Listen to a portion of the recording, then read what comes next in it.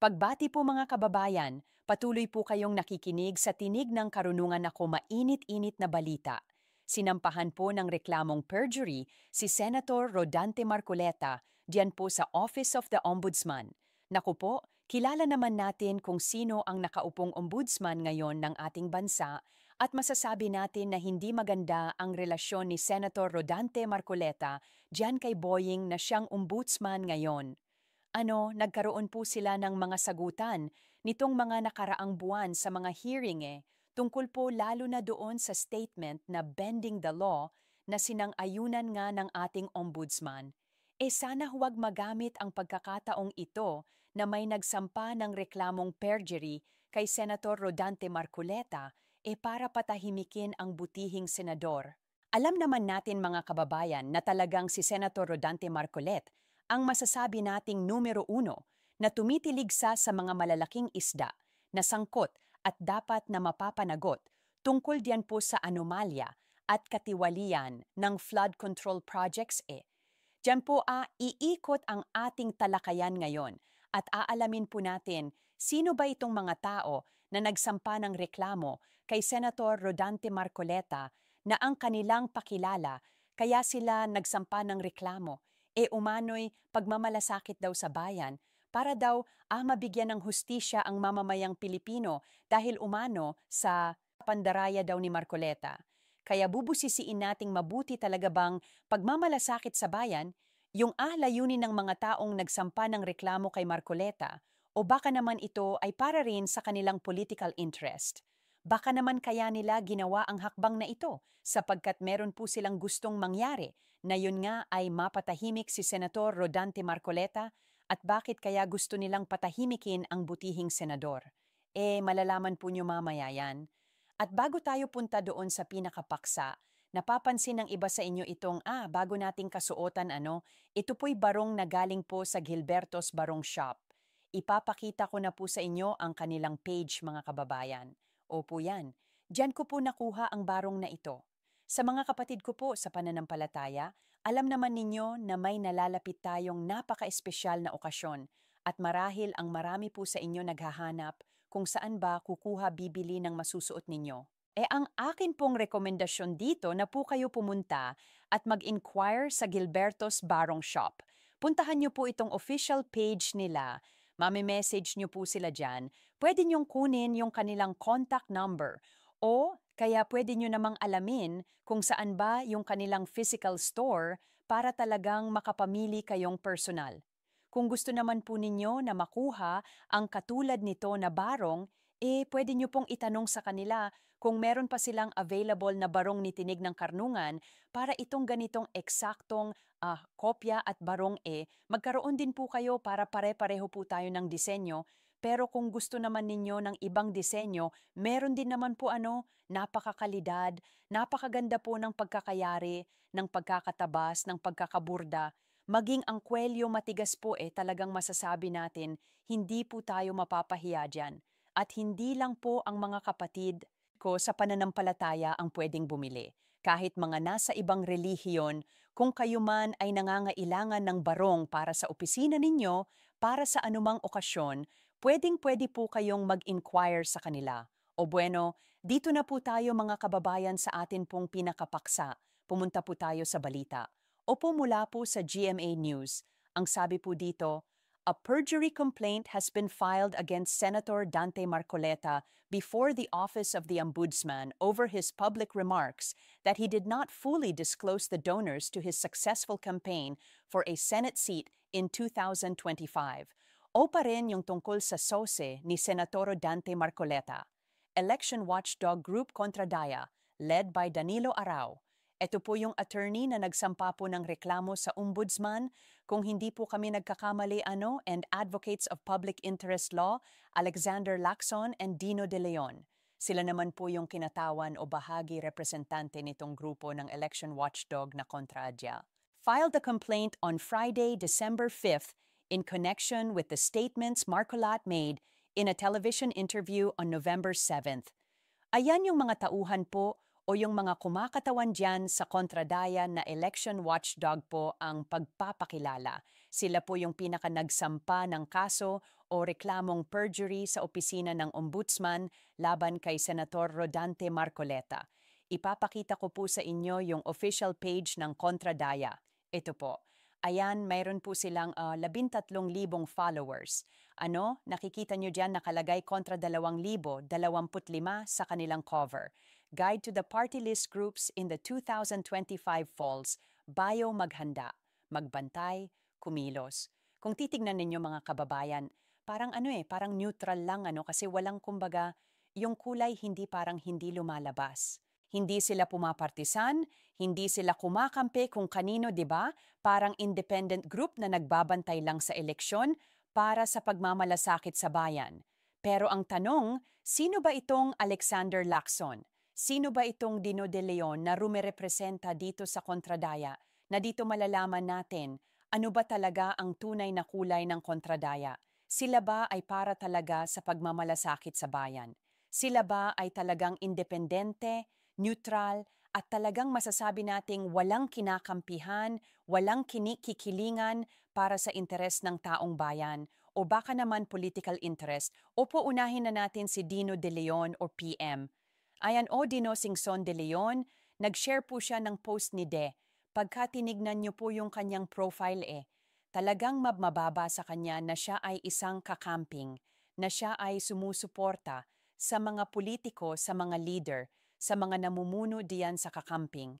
Katulad na lang ni Leila de Lima, si Alexander Lacson po, kaya ano po ang kanyang kulay? Kaya ito po, ayan o, tumakbo pong senador noong 2022 sa ilalim po ng hanay nila Lenny at Kiko. O Kuya Alex Lacson ang kuya mo sa Senado. Yan po ang tunay na kulay ng Kontradaya. Hindi po sila independent group kasi baka ipagkamali ng iba sa inyo pagka tinignan nyo pa, independent group to. Talagang sa pagmamalasakit ito sa bayan.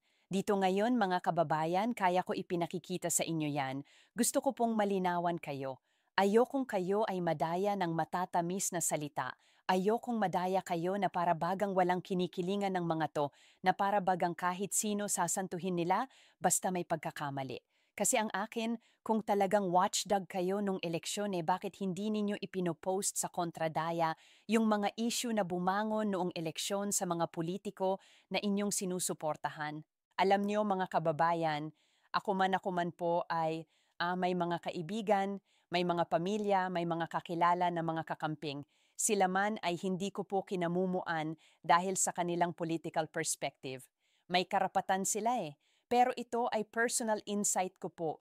Pagpasensyahan nyo na pero sana maunawaan nyo ako, lalo na sa mga kamag-anak, kakilala at kaibigan ko na mga kakamping na makakapanood at makakarinig nito sa akin. Ang ayaw na ayaw ko lang po talaga sa kakamping napaka-selective. Tipong sasabihin nila na sila ay for good governance lang.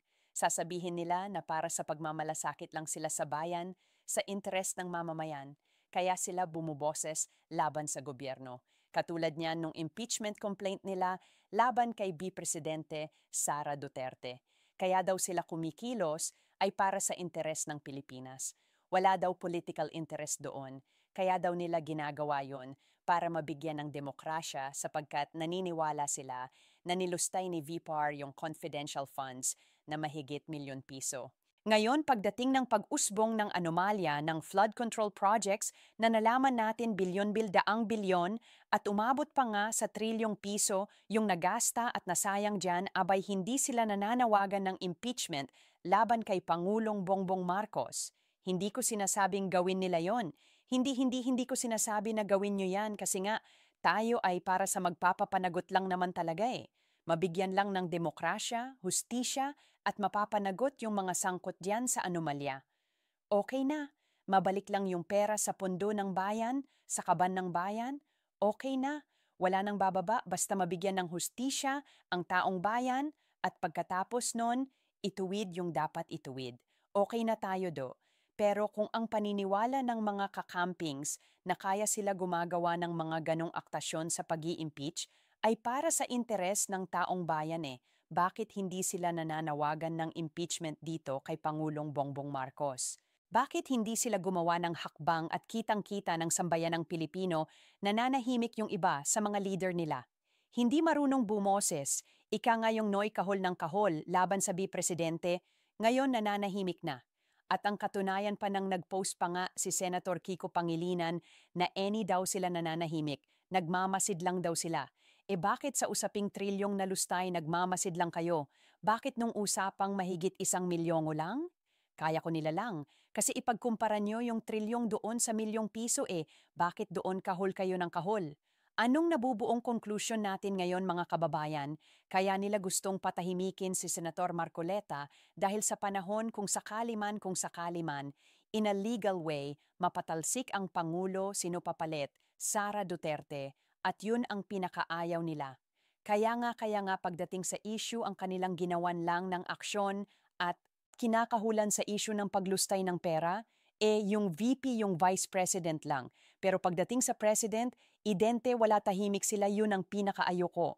Gagamitin ninyo yung taong bayan, gagamitin ninyo yung terminong sa kapakanan ng Pilipinas, pero yung totoohan ng pagpapapanagot, yung totoohan ng pagmamalasakit sa bayan, hindi makita sa inyo sa lahat ng panahon.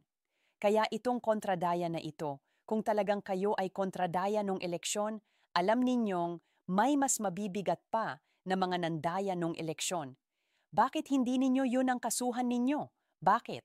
Dahil basa kapag ka si Senator Rodante Marcoleta ay napatalsik at napatahimik ninyo, wala nang manguusig, wala nang magpupush na dapat ay maimbestigahan din pati ang Pangulo na baka dumating ang panahon, mapapanagot ang Pangulo, mapatalsik si VPR na ang pumalit at ang pinakaw nyo ay yun ang mangyari. Kaya gusto nyong patahimikin si Marcoleta Kaya nga ba nung November 13, nagkawatak-watak kayo? Hindi alam ng iba nating mga kababayan kung saan sila pupunta. Kung sa Luneta ba o kung sa EDSA ba?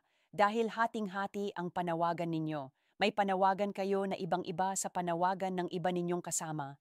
Naguguluhan Po ba yan ang katunayan na kayo mismo sa inyong hanay, sa inyong grupo nalilito na? Sino ba ang kakampi talaga natin? Kanino ba talaga tayo? Ano ba talaga yung layunin natin? Sana mabulay-bulayan ng iba nating mga kababayan diyan sa hanay ng mga kakampings. Po ba? Mga kababayan, kapag ka ito ay ine-entertain ng ombudsman at ipinagpauna sa mga dapat pang unahin at i-prioritize, ano yung nakikita nating dahilan? Kaya gagawin niya ng ombudsman at tuluyang mapatahimik si Senator Rodante Marcoleta. Pakinggan po ninyo itong mga nagiging pahayag ni Senator Rodante Marcoleta na tingin ko ito ang naging mitya kaya nangyayari ang mga bagay po na ito. Makikita nyo po sa screen mga kababayan. Pero teka lang or hindi kasama sa balita kasi ang narinig ko rin kayo na sa ibang stason na son bukod kay Gutesa, ginamit din ata yung statement ni Saldico, yung mga video messages. Para hindi nabagit parang yung kay Gutesa at saka ito pong huling mga video, nitingnan mo, na kung ginamit yon, may binabanggit pang mga tao si Saltio ba po? Oo. Ang totoo niyan na binabanggit niya ang Pangulong Marcos. Yan. Opo, nasabi ho niya, yon. Yan kasi mga kababayan nung nagsakampa ng reklamo ang ICI at DPW, nagrekomenda sila kung sino mga kakasuhan. Ang pinagbatayan po nilang statement ay kay Gutesa. At may mga balita na ginamit din daw po yung mga pahayag ni Zaldico sa kanyang mga post doon sa isang social media platform na ang ipinagtataka ni Senatoro Dante Marcoleta dito kung yun ang pinagbatayan, bakit hindi maimbestigahan ng Pangulo? Samantalang si Romualdez, si Zaldico ko, na imbestigahan. Bakit nagiging selective pagdating sa dapat na maimbestigahan? Samantalang pare-pareho ang pangalan nila nandoon sa mga statement na ginamit ng ICI at ng DPWH. So yan naman hayag naman talaga yon. Wala naman tayong itatago rito. Narinig naman nating lahat. Buong Pilipinas ay sinabi niya na nagdadala siya ng pera kay Martin Romal at sa ating Pangulo ba? O tama po sa Malakad. So yun ba pinakaktor ng po ang tanong namin pagka po ba halimbawa ganon ginamit ang isang testimonya sa laysay sa isang ipafile mo pa lang na information, pwede bang mamili ka lang kung sino ang dapat mong isama? Hindi ka makakapamili. Pag ginamit mo yun gamitin mo lahat kung ano nakasama doon. Ganon ang ginawa mo pupunta ka na naman sa bending dalon ako. Ganon ba yon? Ba binabalok twisting the law? Opo. 'di ba? Mhm. Pero ang tanong Jensen, halimbawa ang sabi niyo, nabanggit nga yung pangalan ng pangulo pagka isinama nila yon sa papailan nila sa ombudsman, baka naman sabihin, hindi na namin sinama kasi ang presidente may immunity from suit, so hindi iyan ang tamang forum. Dapat yan sa impeachment. Theoretically, kasi ang pinag-uusapan natin kung ginamit nila yung statement ni Gotesa, okay. Maliwanag naman na binanggit niya si Saldico at saka si Martin Romales. Ngayon kung totoo na ginamit naman din yung pahayag sa maraming installments pahayag ni Saldico, si Saldico, binanggit naman niya si Martin Romualdez at binanggit din niya ang Pangulo. Oo, kapag pinagsama-sama mo yon, alam mo kung sino talaga ang dapat na maging subject matter ng investigation. Tinatanong ni Nelson, yung doktrina na ang Pangulo'y immune sa anumang kaso. Totoo yun Pero ang pinag-uusapan natin, Nelson, investigasyon lang naman Ayun. Hindi naman kakas kasi para kumpleto. Tama. Dahil nga sinasabi natin huwag tayong maging selective. Tuwal naman binanggit lahat ang mga pangalan ng mga kung sino-sino. Sinino naman Opo, ang investigasyon na kinakailangan umikot sa lahat ng mga nabanggit. Ngayon, pagdating na doon sa pagpa-file ng H, ng tama at kaukulang asunto, doon na niyo i-consider yung doktrina that the President is immune from aon ba? At hindi naman siguro wala namang immune sa investigation Sabi nga natin, no one is above the law. Tama. Kahit Pangulo ka man ng Pilipinas, hindi ka mas mataas sa batas opo, ang problema sen noong ito ay marinig ni Senador Panilxono. Meron na kaagad siyang conclusion, di ba? Ang sabi niya absolutely walang untrue and false na may kinalaman dito ang Pangulo. Naku, pusiping na naman. Pinag-uusapan pa lang natin ang mga mekanismo na kanilang iniisip para ihabla kung sino yung dapat ihabla base sa mga testamento na kanilang pinagbasihan. Opo? Pinag-usapan na natin ngayon. Mag-iimbestiga pa lang Ayon bakit inunahan mo na ano sabi, absolutely wala naman and false o baka tayo, baka nga, kung mailigaw na naman hindi natin sinasabing may kasalanan nito o may kasalan, pero pakaiwasan natin na magbigay ng sariling opinyon na para bagang alam na natin ang pangyayari, baka nga alam na ni Ping yung totoong pangyayari. Kaya kumbaga, defensive na defensive, narinig niya lang si Zaldico na idinama ang Pangulo, sasabihin niya hindi walang nang kinalaman para saan pa nag-iimbestiga kayo? Kung alam mo naman palang walang kinalaman, para saan pa't nag-imbestiga kayo? Para saan pa at nag-iimbita kayo ng mga tetestigo ng mga magsasalita sa Senate Blue Ribbon Committee? Kung alam mo naman palang walang kinalaman ang kung sino doon, pambihira ka naman, Pingo. Naturingan kang senador, investigador ka pa niyan, ipinagmamalaki ka pa ni Soto niyan. Uunahan mo na agad. Nung investigador ka, sasabihin mo ba wala, hindi totoo yan. Kahit na may ebidensya, naku po nahahalata ka masyado. Kaya tayo minsan napupunta kung saan-saan kasi nga naman, sa yun daw ang another supplemental yun, happy and ba panibagong agag hindi mo kabisado at hindi pa naman talaga yun ang nangyari kasi signimbestigan. Sabi ko nga sa iyo, DOJ o kaya ombudsman, pagkasapat na ang kanilang mga pag-aanalisa, pag-aaral, pag-iimbestiga, sila lamang ang pwedeng magpasya. Ayun na maghahabla pa Opo, hindi pa rin sila ang pwedeng magbigay ng opinyon kung sino may kasalanan. Sila pang magkakaso kasi sabi nga natin yung quantum of evidence, di ba? Yes po, sapat lamang hahanapin nilang ebidensya para lang sila makapag-file. Nang kaukulang asunto. Ang korte sa mga darating na panahon, sila lang ang magsasabi, ito may kasalanan ito at saka ito at saka ito. Tama wala pa tayo roon Wala pa po. Papaano ngayon ang sasabihin mo na absolutely false and true F or ba makes sense ba? Bakit mo nga naman uunahan ang isang bagay na hindi nyo pa nga totally nalalaman kung anong totoo batay sa mga investigasyon? Naku po, napaka-defensive po ni Ping dito. Talagang sasabihin niya hindi raw sila close ng Pangulo pero biglang gaganito. Ano? Sip-sip. Pambihira kaya sapsap ang mga nahuhuli na ninyo kasi sip-sip ka. Yun ang sabihin mo. Naku po ang bottom line dito mga kababayan, ito ang dahilan. Ito ang pinakadahilan sa nakikita ko. Kaya gustong-gusto nilang patahimikin itong si Senator Rodante Marcolet at mapatalsik, di ba? Maipakulong para ano kasi gusto po ni Senator Rodante Marcoleta imbestigahan. Walang makaliligtas sa imbestigasyon. Kahit Pangulo imbestigahan ninyo, dahil dyan natin malalaman ang totoo. Siyempre, todo protekta na ang mga dapat pumotekta. Kahit hindi naman sinasabi ni Senator Marcoleta na may kasalanan ng Pangulo kasi mag-iimbestiga pa nga lang o wala na. Walang pinagkaiba yan doon sa mga kababayan natin na nagsisikap at nananawagan. Pangulong Marcos, magpaherap folholical test ka na. Biglang yung mga defensor ng Pangulo, hindi totoong aid ang Pangulo, bakit magpapa-olical test eh? Hindi naman talaga nagamit ng kung ano-anong droga yan?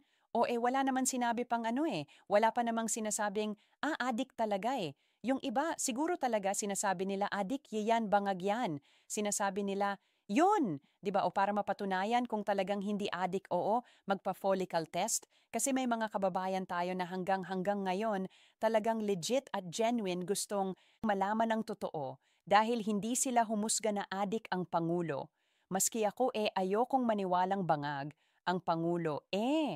Ba kaya tayo ang gusto natin hanggat maaari magpa-HERF follicle test ng Pangulo. Pero hindi ibig sabihin non hinuhusgahan na natin ng Pangulo na siya'y addict hira ka naman si Antaire. Kasi kung ano-ano pinagsasasabi, po ba kaya nabibigyan tuloy minsan ng malisyosong kontekstong Pangulo, malisyosong imahe at perspektibo dahil din sa mga dumedepensa sa kanya. Kaya mga kababayan maging mapanuri at tayong maging mapanuri, mapagmatsyag tayo sa mga nangyayari. At mag-aantabay pa tayo sa kung anong mga pakulupa ang gagawin nila para mapatahimik lang itong si Senator Rodante Marcoleta. Sa ngayon malinaw, gusto nilang patahimikin si Senator Rodante Marcoleta dahil nga sa alam naman ninyo may mga grupo dyan na ayaw-ayaw sa isang politiko na maluklok yun sa pwesto, kaya pati sila kakampi na rin sa nooy. Isinusuka rin nila, bueno mga kababayan hanggang sa susunod po na talakayan paalam.